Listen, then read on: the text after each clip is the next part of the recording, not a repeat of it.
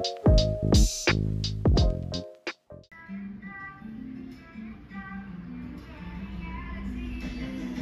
دوم شروع شد. هوا خیلی خوبه، هوا بی‌نظیر عالیه. هتل خیلی هتل خوب بود و اینکه تقریبا میشه گفتش که به خیلی از جاهای تفریحی و به خصوص تاریخی خیلی نزدیکه. من الان تا جایی که میخوام برم تقریبا نیم ساعت فاصله دارم. دیگه همین دیگه. بریم ببینیم روز دوم چطور پیش میره.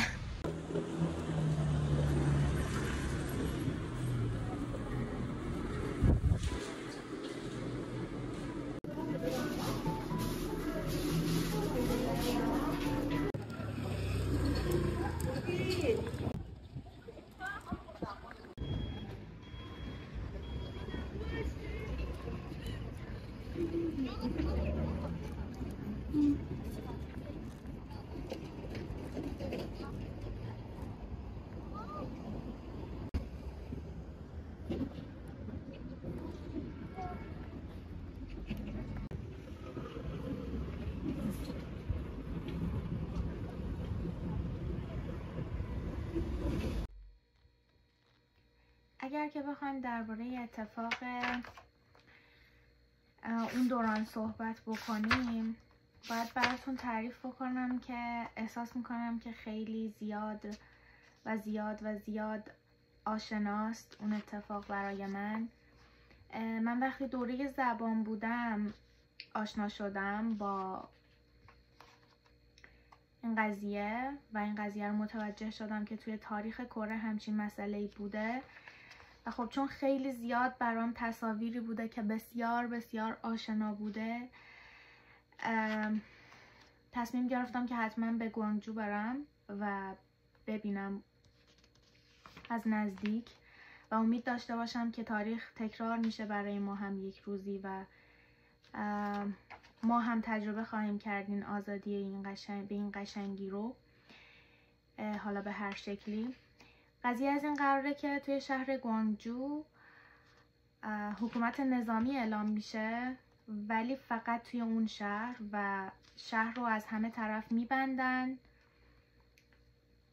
و نمیذارن که کسی وارد شهر بشه و یا خارج بشه. یه طوری که توی شهرهای سئول و بوسان و کلا شهرهای دیگه همه مردم فکر میکردن که همچین مسئله حکومت نظامی شایع است و این کشت و کشتارهایی که توی این شهر داره اتفاق میفته، اینکه دانشجوها رو میکشن و خیلی چیزای دیگه، همش یک دروغی بیش نیست. در صورتی که داخل شهر خیلی زیاد آدمایی بودن که داشتن جونشون رو از دست میدادن و مبارزه میکردن دانشجوها با این روند. در آخر به کمک یکی از خبرنگارهای آلمانی که میره وارد اون شهر میشه، همه خطرها رو به جون میخره، شهر نجات پیدا میکنه. البته به اضافه یک راننده تاکسی سئولی که حالا حتما فیلمش رو براتون کاورش رو میذارم، اگر خواستید برید دانلود کنید ببینید. بسیار متاثر کننده و بسیار زیباه.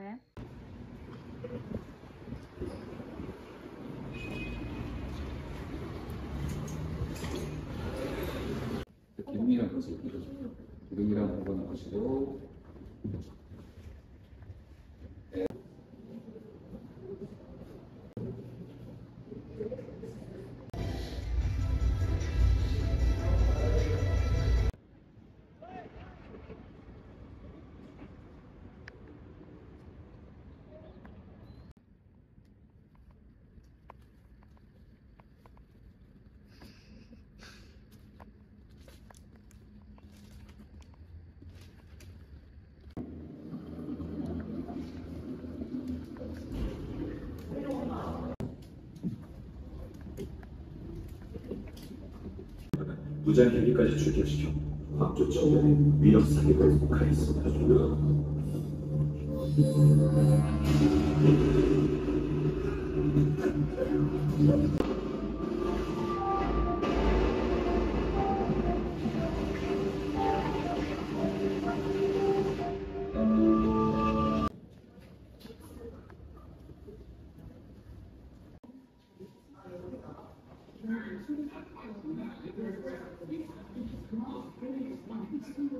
صحنه‌ای که توی گوانجو خیلی میشه دید.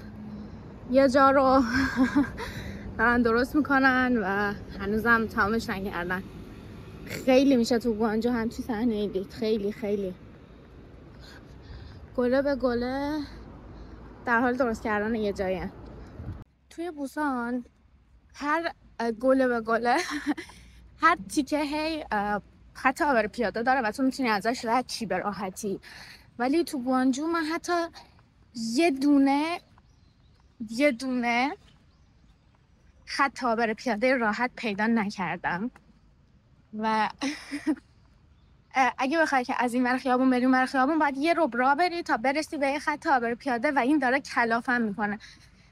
در حالت عادی اوکی ام، ولی خب خیلی سنگینه کیفم و داره اذیت میکنه شونمو و الان دارم دور دنیا دور قمری میزنم تا برسم به پل که دوباره برگردم از اون ور دارم.